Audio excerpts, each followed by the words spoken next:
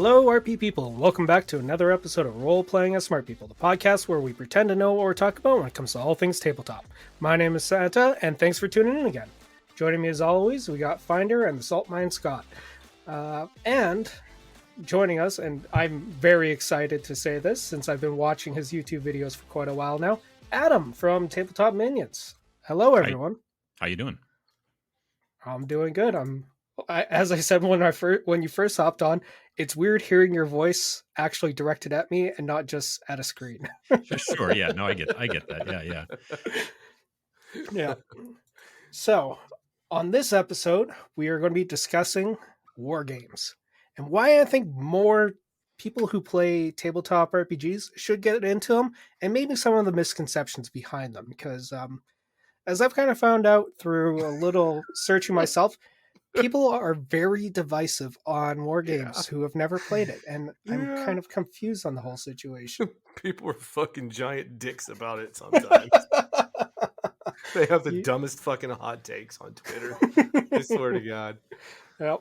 So before we get started though, Adam, you want to tell us a little bit about your tabletop background? Yeah. I started, probably in 5th grade. So I'm 50-ish. I'm early 51 or whatever. I started in 5th grade with D&D, and then in middle school I played some BattleTech, and then in high school I stayed away from that kind of stuff for the most part. And then in college I started playing. I had a friend who was really like knew Rollmaster like the back of his hand, so he was the GM, and we played a bunch of Middle Earth kind of based Rollmaster stuff, and but we also played some more BattleTech. We played some Shadowrun. Sometime in my late 20s, we started playing 3rd edition D&D, and then like 3.5. And then I even played some 5th edition. We would play it at work, like during lunchtime and stuff like that for my day job for a while. We did that probably about 4 years ago. We did that for a couple of months, and then kind of it sort of crapped out. But I started really getting into tabletop wargaming, miniatures games and stuff like that, probably in the first one that I played was actually Space Hulk when I was still in college, and then got into Car Wars from Steve Jackson Games, which is, well, it wasn't a miniatures game at the time. You were pushing around like cardboard chits and whatnot. Now the newest edition actually has like plastic cars and the whole deal. It reminds me a lot of actually of Star Wars X-Wing. But it's cool. And but I started getting into in the early 2000s, like started getting into painting miniatures and making terrain and kind of doing stuff. And then I got into Warhammer 40,000, and it was 5th edition. I don't even remember how long ago that was. Seems like at least 15 years ago, 10 years ago, something like that. And I played that for a couple of editions and started looking at other games as well, and just sort of hopped around a lot. And then 2010, I started working like as a side job for a website and a YouTube channel based out of Northern Ireland called the Beasts of War. And I was their like US correspondent, and I was going to Gen Con and Adepticon and things like that, and then filming a bunch of stuff and interviewing people and then sending back the footage, and then they would, put up the videos and all that kind of stuff. And then in like 2013, I decided I wanted to do my own thing and teach myself, video production and do all that kind of stuff. And I started Tabletop Minions. And so it's almost this March upcoming, it'll be 10 years since I launched the channel. Late 2015, I decided I should do this more regularly and not just semi-randomly, which is what I was doing for quite some time. So I started putting out a video every single Friday starting in like late October of 2015. And I haven't missed one since. So I put out a video every single Friday. But then I also do a live show on YouTube every other Sunday, which is called the Every Other Sunday Show, strangely enough. And then I started Twitch, kind of like everybody else did when the pandemic started. I started streaming on Twitch in like June of 2020.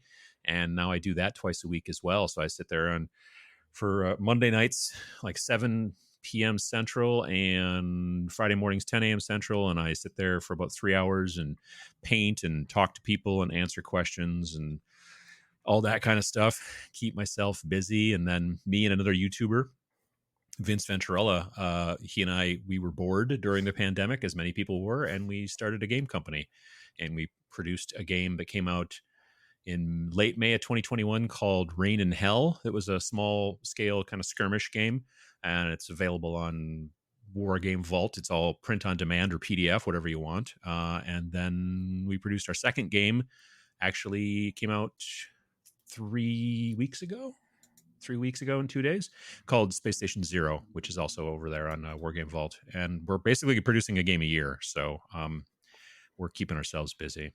Oh, that's awesome. Yeah, nice. Sounds like you have a very long history when it comes to tabletop. I'm kind of jealous of all three of you guys because you all seem to have started out like, when you were young, when you're like Mhm. 8, 9, you had all these things. And then there's me who had, the quintessential popular sister, and there's nerdy old me with no outlet whatsoever. I didn't get into any kind of tabletop game until I was in my 20s. I'm so Mhm. jealous of you all. It's, I mean, And you should be.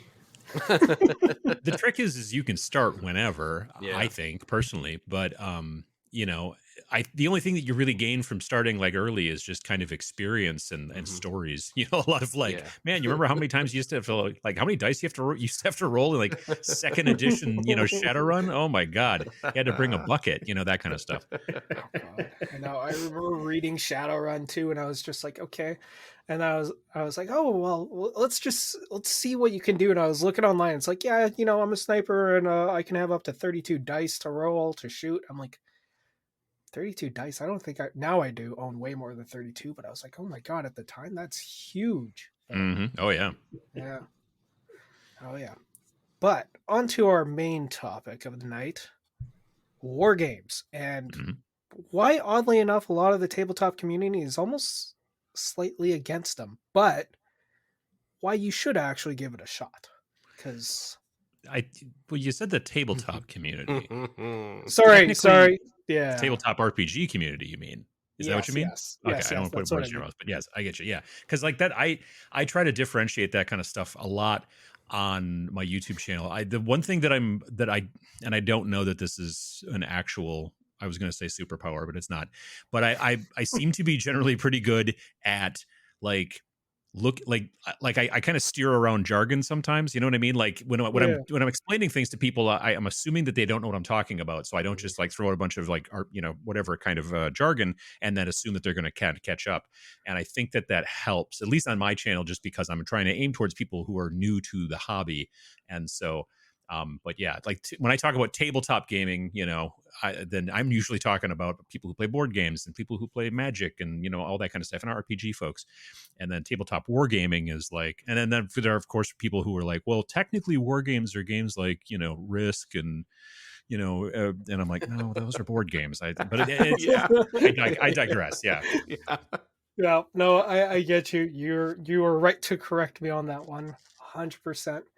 But I thought a fun way to start it off would be actually to ask Scott and Finder, what are your opinions on war games, specifically on the table? As opposed to war games on the floor? Or... you can play on the floor too. I don't know. Scott, I'll let you lead. Oh yeah, so let's get the spice going first. It's not really spicy. I mean, they are what they are, right? I have played a couple, but way back in the day. So this must have been in the late 80s, maybe. But there was a dude who had, we were using the chainmail and the little brown books. So there was always the one guy who wanted to run chainmail. Right. And so we tried that with whatever models at hand and dice and, just because the shit's expensive to bring all the dolls to the table and to really get something going. So, but he was at least he made a sand table. So it kind of made it more palatable, but palpable. And then other than that, I mean, I've only seen it played at stores and yeah, it's just... So like thoughts on it? I mean, yeah, it's another version of gaming and it's a different mode of interaction at the table is what it really comes down to. It's like, to me, wargaming is like chess. You're there, you're strategizing, you're trying to think a couple of moves ahead of the players who are opposite you. The difference is it's sort of like an advanced chess where you may not just have you and another opponent. I know there are a few games that are out there to let you kind of have a true mass battle simulation going on where it might be, more than two players who are going at it. And so in that end, it's Chinese checkers is rather insulting because that's just advanced checkers. But yeah, that's how I see wargaming is. It really is. You have to sit down. You got to think about what you're doing. You really need to be able to strategize. I mean, you don't have to. You can just go, fucking Leroy Jenkins all of your troops, I guess, and it'll work out. Other countries use that strategy. Russia were in World War II doing that, so it's not going so well this time around. But yeah, there's ways of doing it. I think the biggest barrier of entry for a lot of people is going to be the price of the models because the games aren't that expensive. But it's definitely gonna be the models, and then on top of that, you'll have the terrain, and that can be really expensive. You don't have to use that. Yeah. You could make your own terrain. At this point, if you have a 3D printer, like I've printed miniature terrain for cyberpunk games just to have the buildings and the cool shit. Mm-hmm. So you can do it. I think those are your biggest barriers of entry.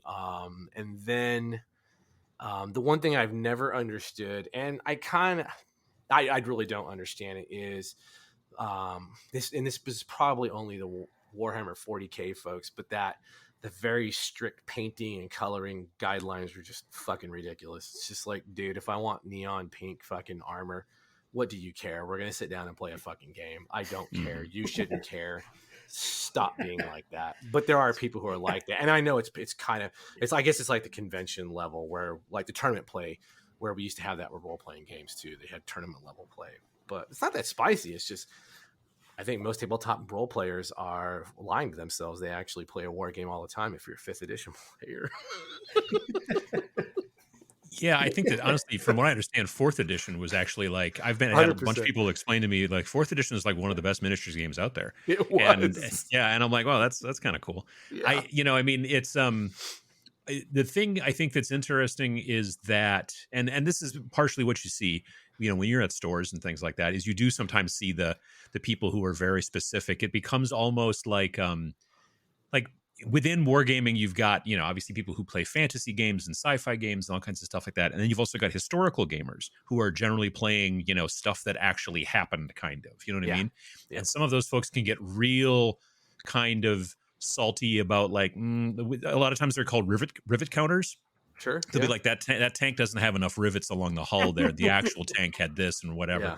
And so they'll get real into the weeds on like, well, technically 43, like kind of late war, those guys, their pants that changed because of the manufacturing and it was this. And so the color should actually be that. And you painted it in the wrong color. And you get that a little bit here and there.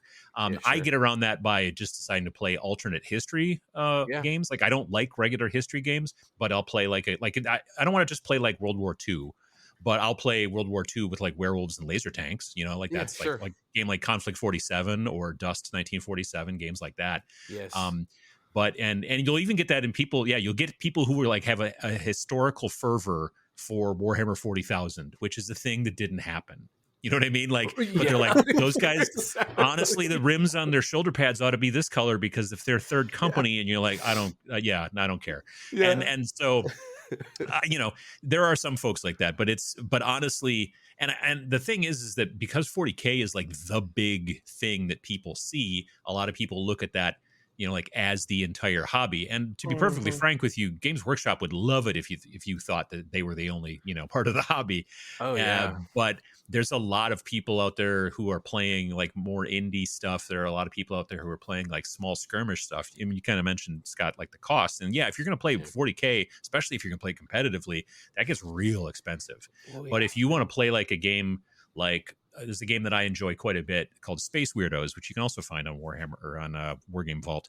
Space Weirdos is like a $4.99 zine, and it's 16 pages, and you usually run about 4 to 5 models per side, and it's like a 2-foot by 2-foot board, and so you don't have a lot of terrain and things like that. And skirmish games are frankly like where my interest area lays, and skirmish games generally are 15 models or less per side, and very frequently closer to 10 or even 5. that's like where my interest area is. But there are also people out there who love to push around, hundreds of models, and that's cool too. Like there's a lot of depth to, well, there's a lot of depth, but there's also a lot of breadth to the hobby, and you can kind of do what you want, which I like. But if you're going to be playing tournaments like for 40K and stuff like that, then you obviously have a lot of rules you have to follow and all kinds of stuff like that. But I just avoid that by, just kind of avoiding that. So yeah, 100%. Yeah, there's a game I'm backing now called In Country, and it's a modern operator skirmish level game. And I'm like, oh, this is fucking cool because you just lead a fire team or half a platoon, and you go in and get the job done. And then the terrain is real simple, and it was just like, okay, this I could hang with. Mm-hmm. Yeah, and there's a lot of games out there that, like I said, that are, whether you're interested in something that's a little bit more, like in my mind, even though it's happening maybe now, that's still like what generally is referred to kind of as a historical game because it's not fantastical. You know what I mean? Yeah.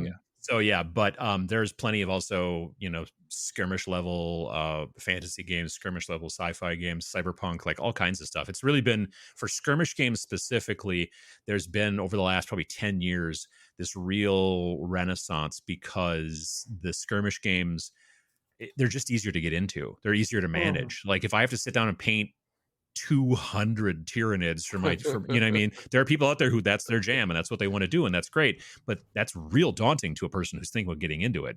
But when you're like, look, you can build and paint 5 dudes, and then or whatever. Maybe they're aliens, who knows? But whatever they are, it could be robots, and that's your entire force. And people are like, well, that I can handle. That's kind of cool. I mean, it's kind of like in role playing. I mean, you guys play predominantly more theater of the mind type stuff as opposed to like actually like having figures on the table and stuff?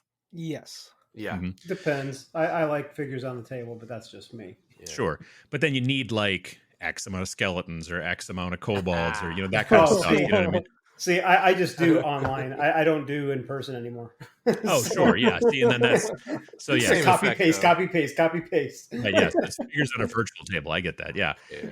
Which from my understand, I guess, I mean, looks like Wizards of the Coast is taking a run at that again, because I remember they had, was it 3.5?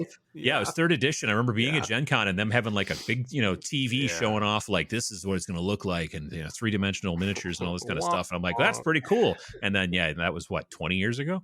Well, not quite. Well, 15. So that had a really tragic ending that I don't know how many modern gamers, or not even modern, but how many people who just don't track it. Like I had a real sad ending of why that failed. I feel bad making fun of Wizards. Well, it's Wizards, so I really don't feel bad, but I feel bad for how it fell out. The guy actually was a suicide. Oh, wow. Happened. Yeah, and the designer was going through a really, really bad time, and there was a whole lot of tragedy wrapped around that. And then, so that's kind of how that ended. But you feel bad for him and the family, but not for Wizards. Yeah, no, I mean that's the thing, but it's a thing that like it's interesting that we've gotten to this point, and it's finally something that's coming around. I mean, obviously with Roll20 and a lot of the other things, you've got these other kind of things you can do. They're a lot more virtual, but the fact that kind of I don't want to say the like, a holy grail, but to some degree, the idea of being able to spin the camera around and look at like the battlefield from all different angles and stuff like that. As we were saying just before the recording, there's a couple of PC games out right now. One's called Demio, and then the other one's called Moonbreaker, which are basically turn-based miniature games, but they're on the PC, to the point where you can even like go in and paint your miniatures, like on the computer and decide, and it's not even just like, oh, pick like this color and change it. Like I was messing around with Moonbreaker. You are like literally going in and moving the cursor and be like, well, now they're going to make his pants yellow, and just like, that kind of stuff. Yeah, sure. And you're like kind of brushing back and forth, and there's like dry brushing buttons, and there's like, stippling buttons and edge highlighting buttons and all kinds of stuff like that. And so I think that people like I'm always amazed when I come across people who love wargaming but hate the hobby. That is odd. What I mean by that is they love the sitting across from someone and moving physical models around and doing all that kind of stuff, but they have no interest in building or painting or any of the craft side of it, let's say. Sure. And because I'm like, I don't know why you're not just playing a video game. You know what I mean? Like you could, like, honestly, like that would probably just be so much quicker for you, really. And I'm not going to tell the person not to do it, but it is a thing that like the reason I'm involved in tabletop wargaming, honestly, is I like the gaming and I enjoy doing it, but I'm not a competitive player particularly. I just like to play and have a good time. But I do also really enjoy the craft of it, the painting and all that kind of stuff, and build. I mean, like today, well, the last 2 days, I've been working on this terrain kit Kickstarter thing that I followed. Just before I came on here, I was downstairs airbrushing, priming and airbrushing a model for when I paint on Twitch tomorrow that I'll have ready to go. So, like it's something that's what I'm like deeply invested in. And I do enjoy the gaming too, but I'm doing it, frankly, the games that I pick to play are generally games that I'm doing to have fun and to kind of tell a story. Like it's not role playing per se, but I do like campaign play because it comes into, it reminds me of role playing kind of in a video game way, not so Yeah. much. And I've said this a bunch of times on my channel. It's not so much like I'm walking in and talking to the tavern owner to find out what the mysterious things are that are happening in the town, that kind of role playing. But it's more like, oh, I got this much experience, now I get to beef up this stat, and then that kind of stuff. That's generally more the type of, if you start to head a little bit into role playing in wargaming, that's what you end up getting. Like the game that Vince and I just recently worked with, if you're playing it in campaign, like, your commander can go up in skill levels and get like better at doing things. Your crew can get better at doing things, and so as the game progresses, but you've also got permadeath. If you lose a guy, he's dead, and that kind of stuff. And so that to me is more interesting than just the let's just you and me fight and see who wins kind of thing. I'm going to agree with you on that one. Because Mhm. even whenever I'm like right now, I've been playing some BattleTech. I've been having a blast, Mhm. and I haven't been playing to win. I find, and when I was playing 40K, I was trying to win. I was playing that one to try and win, but I was playing against someone who plays Drukari in ninth edition, Mhm. Mhm. and someone who was also, uh, the Plague Marines. And me, as a little Space Marine player, I was getting pretty much curb stomped without any challenges whatsoever. And I was like, oh, It's interesting that Space Marines are always kind of the poster boys for Games Workshop's Warhammer 40,000, but almost always they are they're the ones that get slapped around all the time because they're like the baseline. Like everybody yeah, else is based off of their stat level, and so they're like normal, and everybody else is like more or sometimes less in certain areas, but there's always a lot of love. Like I used to play Space Marines on and off myself, and there'd be times I'd be playing against somebody and be like, "Wait, that grenade does what now?" And they'd be like, "Oh yeah, when I throw it, it makes your tank just stops and it doesn't work the rest of the game." And I'm like, "Oh, okay, power that's creep. cool. Yeah, yeah, yeah." Yeah, It was well as Drakari back then. They were called Dark Dark Eldar, but Eldar. yeah, Yeah, yeah, it's a Drakari basically. Yeah, yeah. They good just old caged him haywire for grenade. copywriting, and Yeah, exactly. pretty much. Hmm. But yeah, I remember like, and I used to play that. I was like, oh yeah, but I like the idea of being able to kind of create my own lore. And I went through a couple games trying to get it, and now I'm on BattleTech, and I'm actually liking it even when I fail. Because like one of my favorite moments of it, and it's very thematic, was when my Wolverine was pretty much on its last legs. It's a medium-sized mech, and Hmm. I decided to just run in there and punch him, like punch the other mech. Hmm. Went in for a punch, and I ended up critting and taking off his arm, but he had an AC 10, and he ended up pretty much shooting me directly in the face, and it went through, hit my cockpit, and pretty much Hmm. blew off my head. And I was like, this is just so thematic that I want to talk about how this ended, because it's the chances of those things really coinciding together are very slim. So when those moments happen, win or lose, it doesn't matter. It was just a really fun game, and you can have Like these experiences that are very creative and thematic that you could eventually write it down as a short story and it would make sense. there's certain game systems that can be very cinematic Oh and yeah. allow for that kind of thing, definitely, for sure.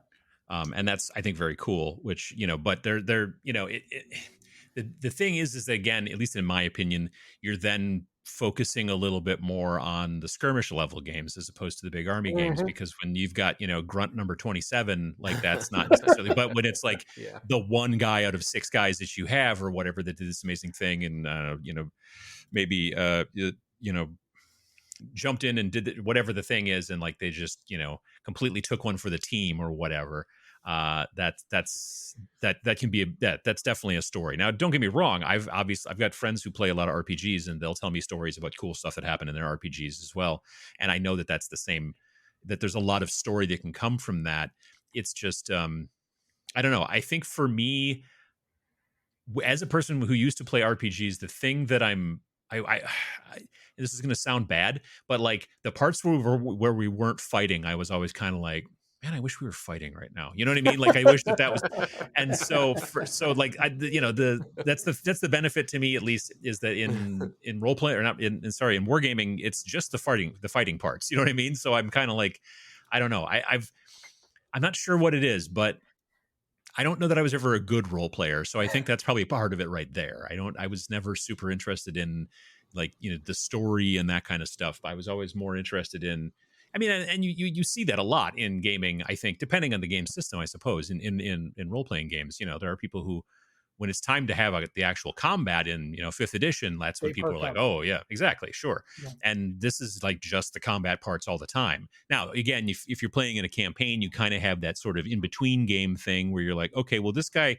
he was taken out of action. Now I have to roll to see if he died or if he's just damaged or if he's going to get better. And then, that means he got this much XP. And so therefore I can then, he's now bumped up to the next level. So I can do this. And depending on the game, there can be a lot of things taken from RPGs. I mean, honestly, Space Station Zero, there's like things that you can get in between missions.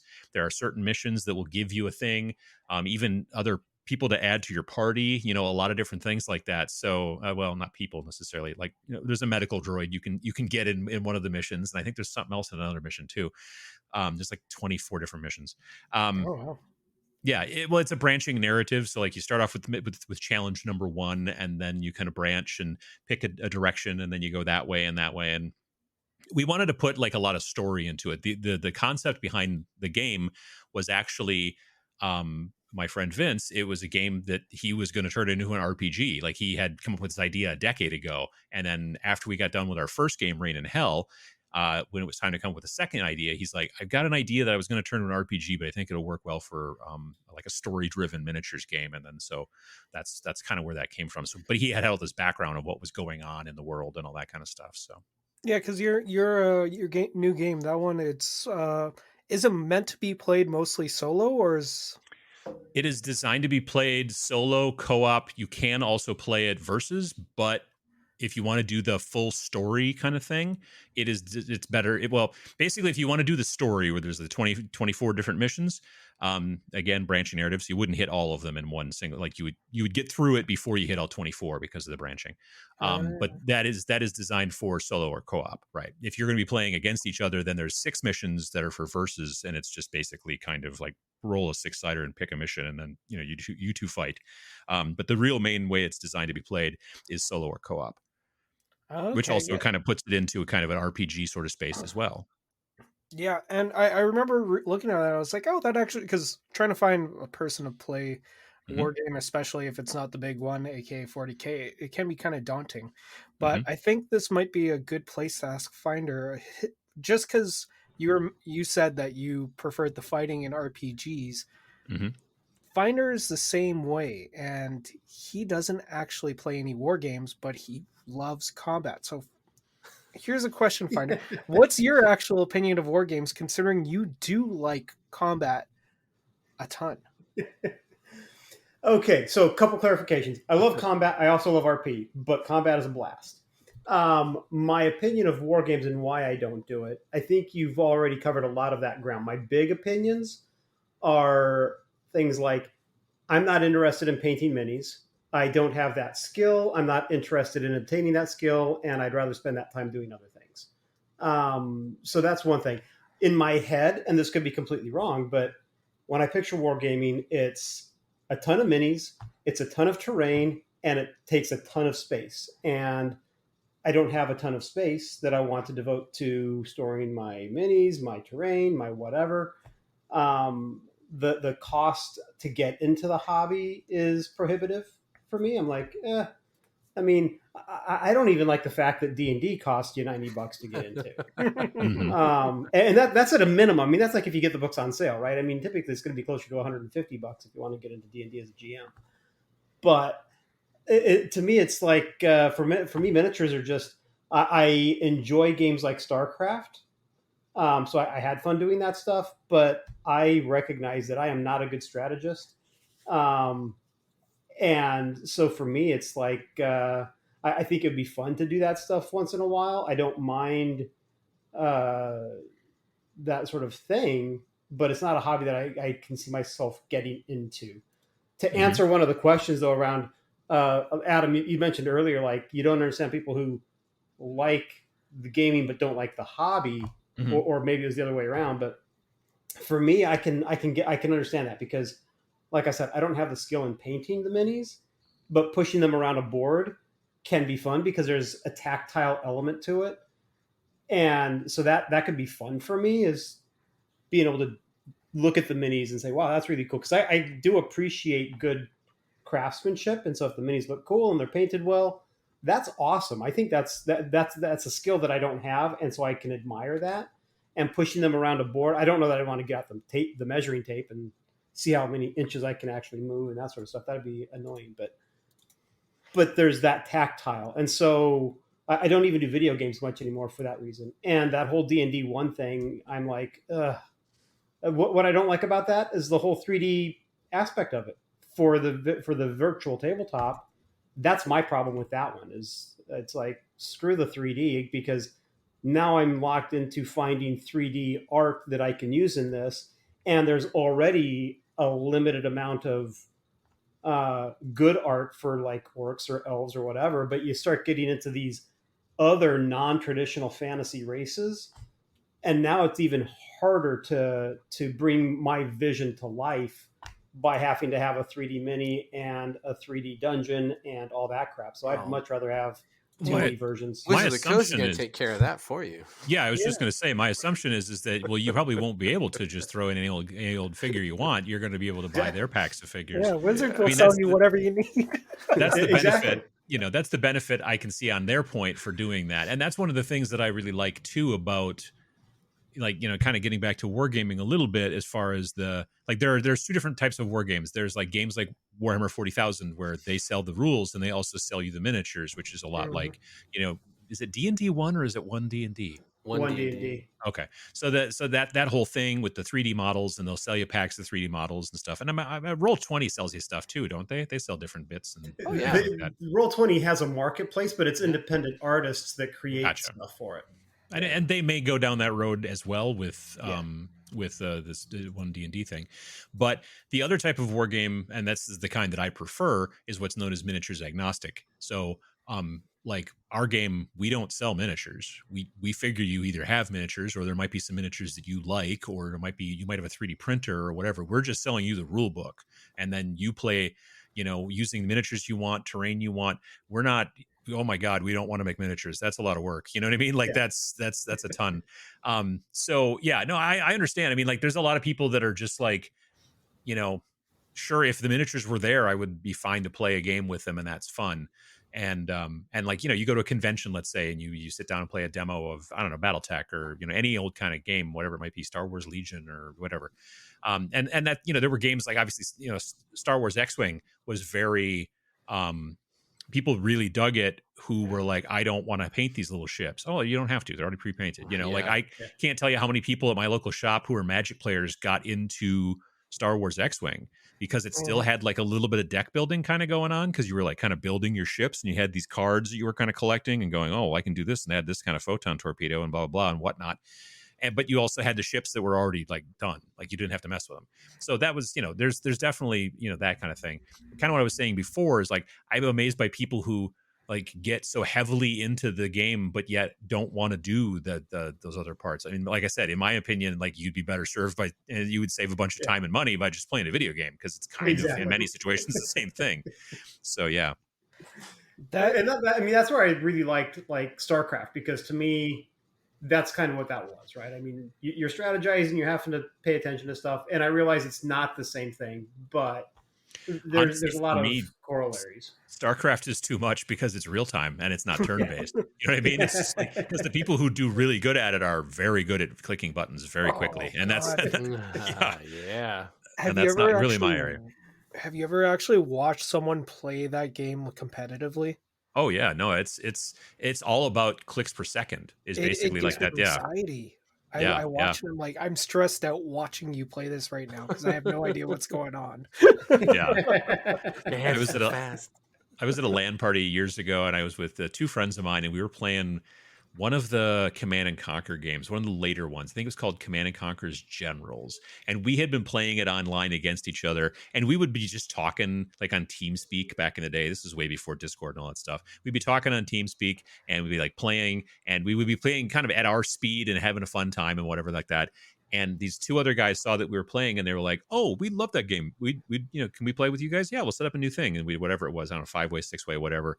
And they were good, and just we had no idea what they were doing. Like there's stuff just started just appearing everywhere, and it was just because they were actually good at the game, whereas we were just sort of like playing it in slow mode because that's what we were. But yeah, so that's the real time part of the real time strategy is the problem on my end, frankly. But there are plenty of games out there that are also turn based video games. I mean, there's there's a Warhammer 40K game called Chaos Gate Hmm. that was all turn based that came out maybe 3 months ago, 4 months Yeah, ago, and that one's pretty cool. that's recent. Yeah, Yeah, yeah. So yeah, there's options out there, but if you are interested in like that's the thing, and you'd also mentioned I think um, Finder, I think you mentioned like you don't know how to paint, so like you didn't want to paint, and that's you uh, obviously that's the case. Like nobody knows how to paint before they start learning how to paint. You know what I mean? That kind of thing, or any other kind of skill. But it is, I think, the common misconception is that well, I can't learn how to paint, and it's really so much of it is just technique early on.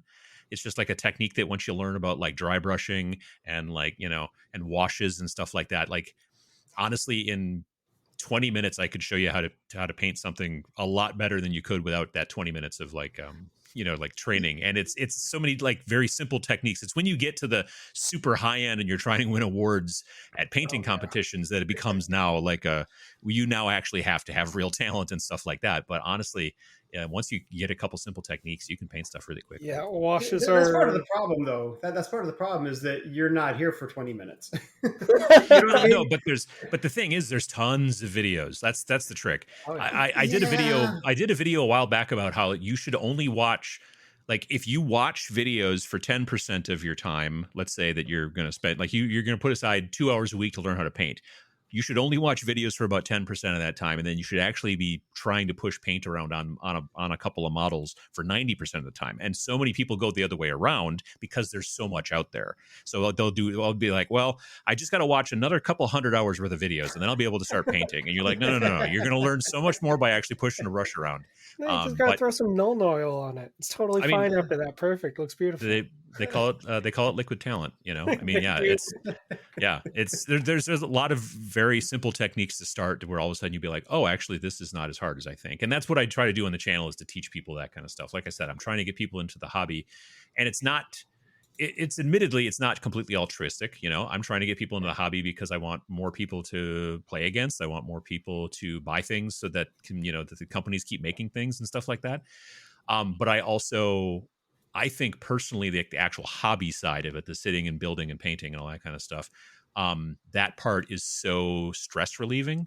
And so, it can be very almost meditative. Like I'll come home after a day of work or whatever, and then go down to the basement, and I'll just, put on some headphones and listen to a podcast or an audiobook or whatever, and just start working on a model and painting and things like that. And everything else just sort of kind of disappears. Mhm. And, there's a lot to that. I think there's a lot of people that are not like it would be helpful for them, I think, if they focused with their hands a little bit more, and kind of just like sort of dialed in a little bit, and some sort of hobby, whether it's, I don't know, it could be leatherworking, could be I don't know, it could be making cool flowers out of wire. I don't care, like whatever you want to do, but some sort of like something with your hands, doing something and paying attention to that and listening to some stuff. That's fine too. Couple questions. Well, a quick comment Yeah. and then a question. But the leatherworking thing, I laughed because I actually have a roll of leather here that I'm planning on trying to make dice bags. Mhm. And so it's like I know nothing about leatherworking, so I was like going to the store. It's like figuring that stuff out was cool. I have yet to actually sit down and work with it, so I'll let you know how that goes. I would tell you how to. I tell you to go look on YouTube. Probably there are plenty of people out there teaching you how to do leatherworking. Oh, yeah, well, and I've got the local store here is great because they have free classes that I can go and use their tools and everything, which is really great because I've got a bunch of stuff that I can use for free. Mm-hmm. But from a painting perspective, so I backed the Dark Tower reboot. Mm-hmm. I've got the game. All of the figures are just this ugly gray. There's no paint on them. Mm-hmm. I've been contemplating trying to paint them because I want to have a cool Dark Tower because Dark Tower was such an awesome game back in the day. Yep. I want to play this. I've got a friend who backed that thing too. What video would you recommend a guy who knows nothing about painting go and look if he wants to get into painting minis? I mean, honestly, where do you start is my problem. It's like, there's a big old world out there. I have no idea where to even begin. Going into YouTube and typing in painting miniatures for beginners, that'll find you a bunch of videos, possibly some of them from me as well. What people generally do. So here, I'll try to give you the super quick breakdown. And this is not necessarily the way you have to go, but it's a suggestion, is that you could start by taking those models and priming them, like go outside or whatever, by the garage or whatever, and prime them with a primer, a spray can of primer, like in black. Just spray them, try to make sure it gets in all the little nooks and crannies and all that kind of stuff. Let it dry for 15 minutes or something. And then you go to your local drugstore or whatever, and you get a big fat makeup brush, like a cheap one, like a $5 big huge fat makeup brush, and then you take some white paint, and then it's called dry brushing. You put a little bit of paint like on a little piece of scrap plastic or something, and you dab that big fat makeup brush in the scrap plastic, and then you wipe most of the paint off on a piece of paper towel. So it seems like it's mostly gone, but it's not. Then you take that first model, it's all black, and you just go back and forth with that white dry brush, and it will hit all the raised parts, and they will get lightened up. And in the recesses, the bristles won't get down in there. So in the recesses where the shadows are, they'll stay dark. So now you'll have these black and white looking miniatures. And then if you want to, there's a company out there called the Army Painter, and they make a line of paints that are called speed paints, and they're these transparent kind of paints. And when you put those colors over that like black and white image, now they're now fully colored, and also they have light red that fades to dark red because underneath it's like taking a piece of clear red plastic and putting it over a section of a black and white photo. Like, oh look, now this person's sleeve is that's kind of how they used to colorize black and white movies back in the day, is that they would take the black and white, that would be the values, and they would just put colors that were transparent over the top of it, so it would go from light red to dark red because that black and white's coming through. It's a super fast, simple way to do it. Another thing you could also do if you just want to make them look better than that gray plastic is just go buy some go to your local game store and buy some like black wash. Like Games Workshop sells this stuff called Nuln oil, and then just paint that on there. It'll seep into all the crevices and make them look darker than the raised parts, and it will just immediately add more detail to the models. Mm-hmm. Because right now, if they're all the same color, your eye just loses the detail for the most part, unless they're in like real harsh light. But you just throw a little quick wash over the top of them to make them look better right there. So yeah, there's lots of different options and things like that. But there are videos out there that can, like that whole thing with the black and then the white and then putting the transparent colors over there. That's honestly still the way that I paint. I just don't usually do the dry brush of white. I usually airbrush the white over it, but that's, and then you pick out certain details. Like you don't want to do that with swords. Maybe with a sword, use a little bit of silver paint and that kind of stuff. But you can easily do it and make them look 10 times better without a ton of work.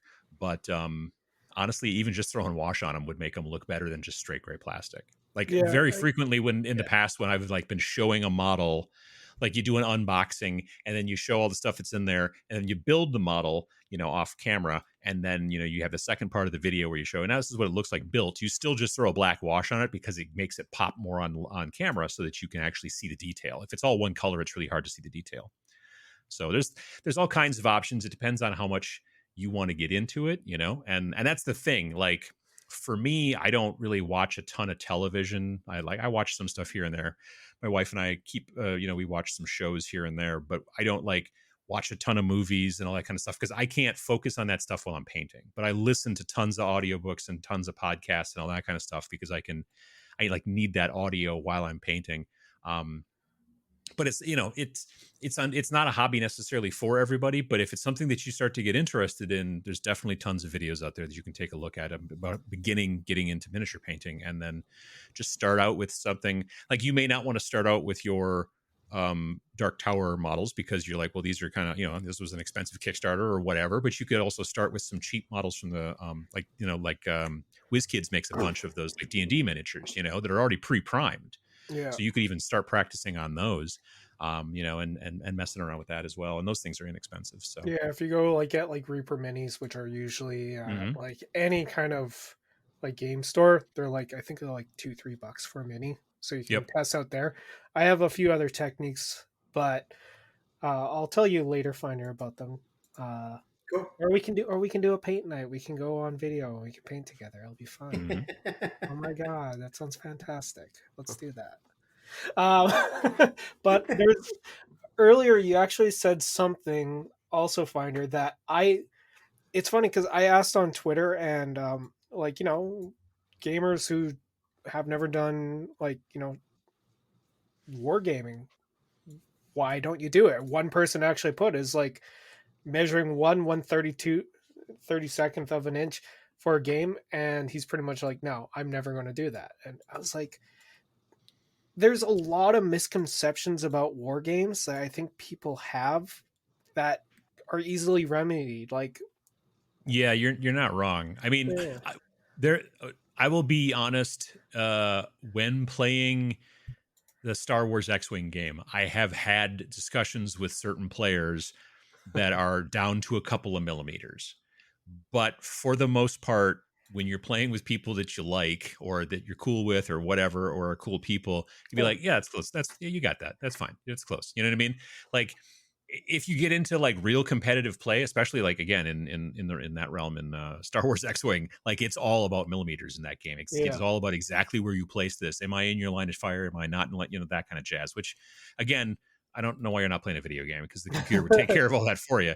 But when you're playing with regular folks, generally it's more about like, am I in range for that? Yeah, I think so. If you get into arguments with somebody a lot who's constantly about, well, I think that's actually 6 5/8, not 6 1/2. I wouldn't play with that person so much anymore. I mean, that's personally the way I look at it. What's funny is tabletop has the very same issue, regardless of those people understanding that or not. They all do the same shit. I wasn't there. You have to use it's 1x2x1 movements. God damn it! You can't reach me. It's the same shit. Yeah, and it's generally it's people who are like, I frankly think it's people. Well, it's people who are way too invested in winning. There you go. They want to win Dungeons and Dragons. Yeah, exactly. And I'm like, that's not how, like, I don't know. Like I would much rather lose a game but have a fun story than win a game and be like, ugh, yeah, that sucked. You know what I mean? Like that's just no fun. 100%. Yeah, and no, even, I oh god. No, I was just like, and it is a big portion of who you play with. Like if you get a group of people, if you're playing a tournament and you travel to this tournament, you're playing a bunch of people you don't know, you're going to get what you're going to get. And, it's hard to say, but when you find yourself a group of people that you play with on the regular and, you guys, you'll be house ruling stuff. Like there's like a pretty famous thing in 40K that at the beginning of the game, you roll off to see who gets to go first. And then if you lose, you get to roll again to try to steal initiative. And you basically can steal initiative if you get a 6. So if you and I rolled off a die and I got a 5 and you got a 3, then it'd be like, okay, I get to go first. Then you're like, well, I'm going to steal initiative. So then you would throw a D6 again. And if you got a 6, then now you got to go instead of me, which is just a weird set of rules, but it's anyway, we just house ruled it. We're like, if you want to steal initiative, that's great. On a 6, you'll steal it. On a 1, however, and I don't remember what it was, but we had a negative that would happen to you. So like you were basically kind of pushing your luck, you're like, I don't know, because basically no one would ever not try to steal initiative, because if you lost, well, there was no downside to you trying to roll to hit that 6. Is there no 16%. consequence to trying it? No, there was no consequence to That is trying the it at all. So we were like, well, that's dumb. We're going to make a Yeah. consequence to trying it. So that was the house rule that we Good did. for And you. that's just the way to do it, but you Yeah. can't do that obviously at a tournament. Like, it's not going No. to work. Now, if the tournament organizer was like, this is the rule that happens for stealing initiative, then people would be like, okay, I'll have to keep track of that. But for the most part, they wouldn't do that kind of stuff. But when you're playing against people that you're hanging out with or whatever, or even if you just have that social contract at the beginning where you both just go, oh, well, let's do it this way. Okay, cool. I mean, that's one of the reasons why I love playing tabletop games in general, whether it's RPGs or war games or whatever, is that when we decide to change the rules, we just change them. Like when you're playing a computer game, it's real hard to change the rules unless you know how to, like, I don't know, mod stuff or whatever. Yeah, exactly. Yeah, or that too, exactly. But in general, I would just be like, hey, let's do it this way. Okay, cool. And that works out well. Yeah, I think that problem's not unique to wargaming. I think that's just any kind of tabletop in general. Oh, sure. For some reason, people have a hard time trying to realize that just because it says in the book, it doesn't mean you have to do it exactly like that. I don't. Oh yeah, absolutely. Yeah. And we've the 2 games that we've published, both of them have been like, look, if you want to change things, it's your game. The police are not going to come to your house. You can do whatever you want, man. Like, knock yourself out. And that's the whole point. Like, that's the big benefit, I think, to playing tabletop games. And even like going back to to the measurement thing, there's games that you don't need a ruler for. And I find just because I think it's like almost like the 40K misconception, because people see that game and they're like, all games are this. And I'm like, there's so many different ways you can play a game. It could be grid based. You don't even have BattleTech is all hex based. I mean, yeah, it's all hex based. Sure. I like the tape measures, to be honest with you, but I'm not like crazy like, oh well, I think you're off a couple millimeters. It's just like, okay, I get to move 4, and you lay it down and you go, okay. And it's if the game is so completely dependent upon whether you're in exactly the right spot within a millimeter, then that's a bad game, in my opinion. You know what I mean? Yeah. So I'm a bigger fan of just like, yeah, I got, basically here and now and there's also intention too. There are times when you're like, I'm going to move up against this piece of cover, and my intention is to be able to take cover. And so if the other player is like, well, you're technically 3 millimeters away from it, so you're not, I'm like, no, I said that my intention was to take cover. And they're like, oh, okay. So, my favorite's line of sight. Oh, sure. Yeah, line of sight can be a pain. I mean, I remember back in the day going to Gen Con and watching guys play Necromunda and then using a laser pointer and a dental mirror to do all of the line of sight. And I thought it was super cool because they would be playing in this like Necromunda thing that was all built up 3-dimensionally, like almost like an oil rig. And they had to be able to see, like, can I see this guy who's on the other side of the oil rig? Am I going to hit like anything? And so they're getting with their laser pointers in there and that kind of stuff. And, and they were having a great time. I remember one day walking through, I think it was through Gen Con, and a guy was like in like a full, like kind of old school, like sort of naval uniform sort of thing. And I was just walking by, and he's like, excuse me, sir. And I was like, yeah. And he's like, do you have a second? And I said, sure. And he's like, you see that big beach over there? And it was like there was a bunch of people playing a game, and they were on this beach. And it was like a bunch of, I don't know, it was military, it was like historical something, World War II, I'm pretty sure. And basically they had binoculars that had a laser pointer on it. Yeah. And so he gave me the binoculars, and he's like, shell the beach, just like basically say boom when you get it to where you want, and then I will raise this flag, and then they will put a marker there. So I'm shelling the beach. I'm not in the game, I'm just walking by. This is what they would do when they would want to shell the beach. They would just wait for a person to walk by and be like, hey, come over here for a second. That's actually super cool. I mean, that's the fun thing about playing those types of games at conventions as well. But it's always fun to kind of see that kind of sort of extra randomness that you can put into games like that, And again, if it's just a situation of like, well, I don't think that's fair that guy. No, you're playing the wrong game. You should, you know what I mean? Like that's the thing. It's got to be a little bit more, sometimes a little bit more chaotic and a little bit more forgiving, I guess. Oh yeah. So another. This one, I don't know if it's fully a misconception, because it's kind of true to something, but we have another Scott, and he's actually interested in 40K X-Wing and all that. But one of the major points of entry for him is also just cost, because I don't know if this is, I can't say for sure it's all of them, because I know some of them are actually a lot more cost effective, but it is kind of a pricey hobby to get into, I would say. Oh yeah, I would say. I mean, I remember looking at a sales chart from I think it was 2019, done through this industry website called ICV2, and they were showing like the breakdown for that year's sales, and they were separating it by genre. So you've got board games, RPGs, miniatures games, and card games, like collectible card games. Yeah. And I think that year it was something like the entire industry was like 1.8 or 1.9 billion. And RPGs was strangely the lowest.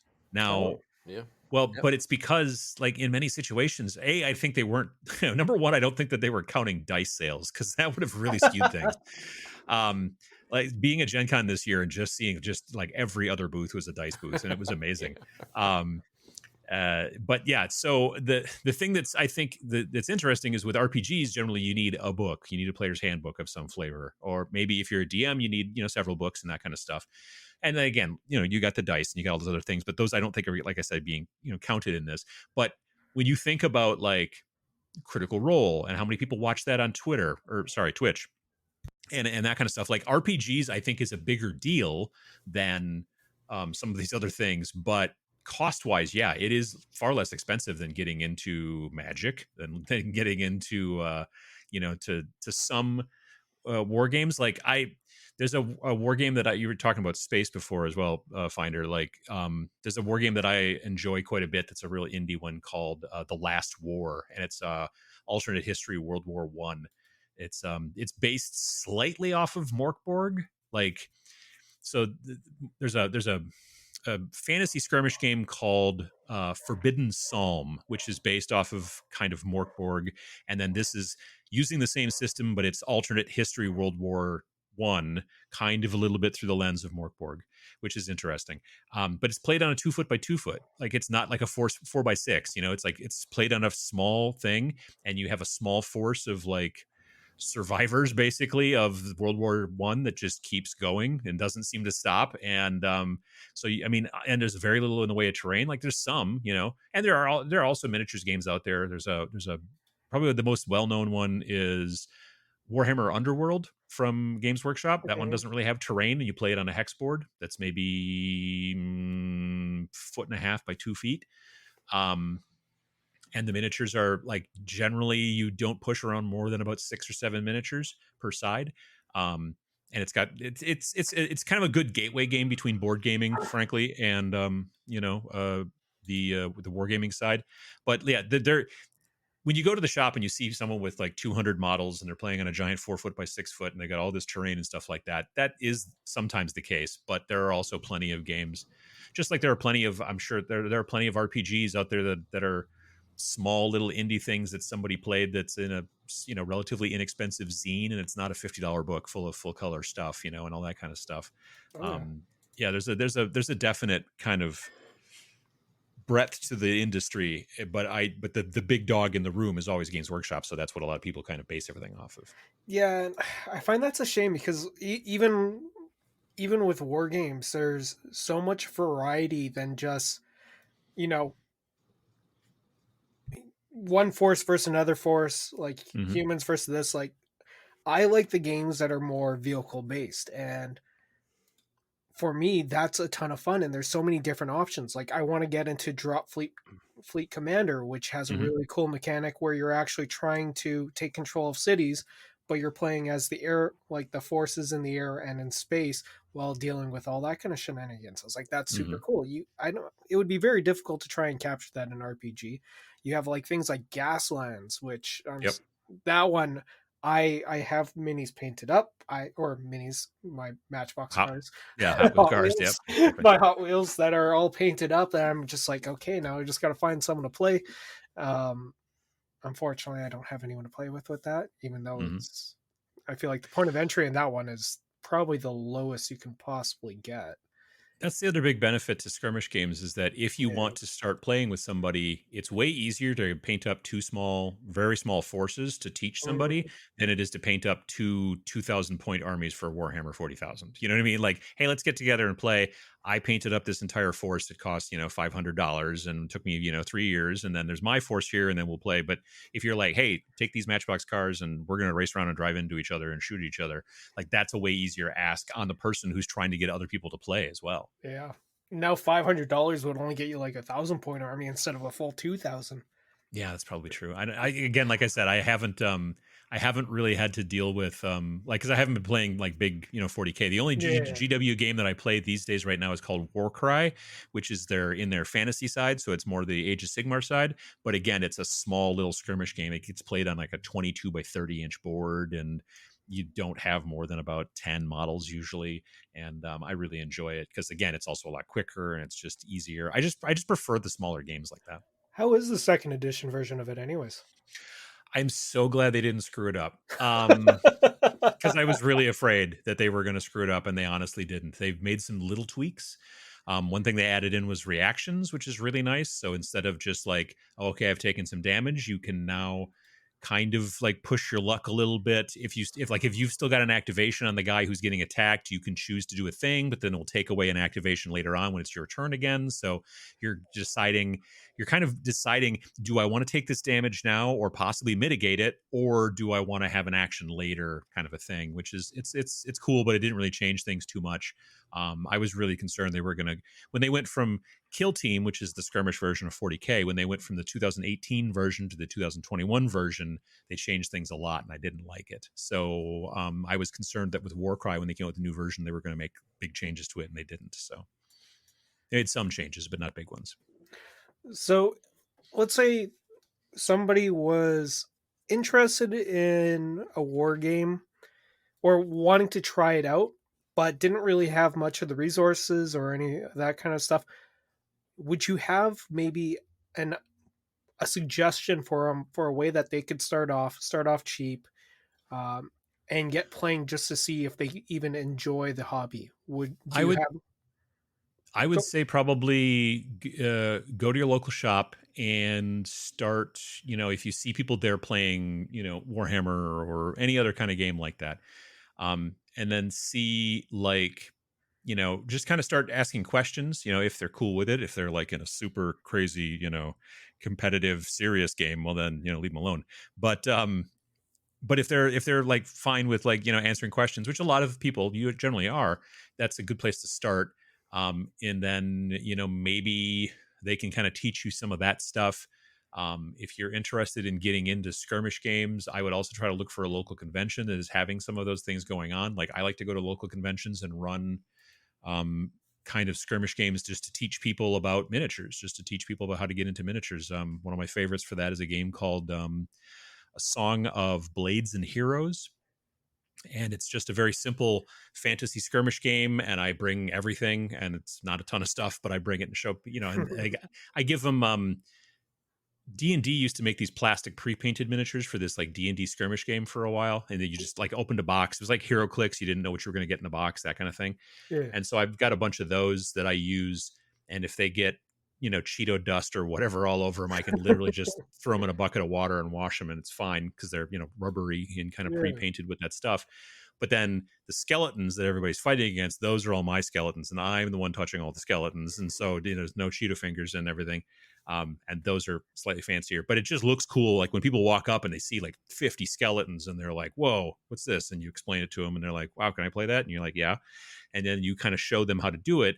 You get them in kind of, understanding the concept of range and line of sight and, move and then shoot, or like, having a certain amount of actions per turn and that kind of stuff and whatever. And they look at all these skeletons, and then all of a sudden when one of the skeletons finally drops, and then two other skeletons basically fail their morale and drop as well around them, and then it can really start to snowball. Then they're all of a sudden like, oh, I thought I was going to get completely destroyed by all these skeletons, but honestly, maybe that's not the case. And it's a fun kind of way to interact with people and to kind of get, them to understand how the whole thing works. But I like to run stuff like that. So if you can find stuff like local conventions where people are doing demos, like obviously if there's a tournament, they're not there again to teach anybody. But if you do find demos of stuff like that, that's also a great place. And then maybe even if you want to mess with it, what's it? Tabletop Simulator, which I don't like, frankly. my day job is I'm a user interface designer, and so yeah, tabletop Yeah. simulator is not, it kind of rubs me the wrong way. I'm glad it's there for people. I just wish that it was a little bit less the way it is. And but if you're into that kind of thing, there's tons and tons of, there's lots of people throughout the entire pandemic who just played 40K on that because they couldn't get together and do it. And so there's tons of options out there. I mostly like how you can flip the table. Yeah, that's true. Yeah, there's all kinds of like fun kind of physics stuff like that too. But you can knock over people's models with your dice, just like in the real world, and it's great. That's definitely true on that one. Mhm. Wargaming, I just kind of wish more people would give it a shot. And it's one of those things where I feel like it's almost, people see, even in the tabletop community, they almost see it as almost too nerdy, and I'm like, I don't get it, dudes. You're playing as an elf right now. You've already reached the maximum. Just go with it. Yeah, I don't know. I mean, I understand what you're saying. I do, but I think that I think it's all about perspective. Like I just came from I was at a convention in DC called Nova Open back I don't know, about 2 weeks ago, and like there's a painting competition that goes on there. People bring in models and they come from all over the place, and they bring these models they spent, in some situations 100 hours or more on, and that kind of stuff like that. And there's also tons of tournaments and all kinds of other stuff going on there. And don't get me wrong, there's nerds there. I mean, I'm there, so it makes sense. but it is a situation of like, I don't know, like when you get into the artistry like at that depth, you'll have two painters who will, quote unquote nerd out talking about specific techniques or even brushes that they like to use and stuff like that. But the stuff that comes out of it is, I think, the important part. I mean, like I'm not particularly into cosplay, but when I see like really well done cosplay, I'm really looking at like the quality of the craftsmanship of the materials and like the outfit, and wow, that sword looks real but it's rubber, that's crazy, like all that kinds of stuff. And so I don't know. I think there's nothing wrong with being passionate about stuff, but I do know that there are people that, I mean, there are always people that look down on some. They're like, well, I'm a nerd, but I'm really looking down on these people who are even nerdier than me, and it's all kind of silly. But I don't know. It's hard to kind of change that. There are certainly things to keep people out of wargaming to some degree. Cost is not a false thing. Like it is not cheap, but it can be not too expensive.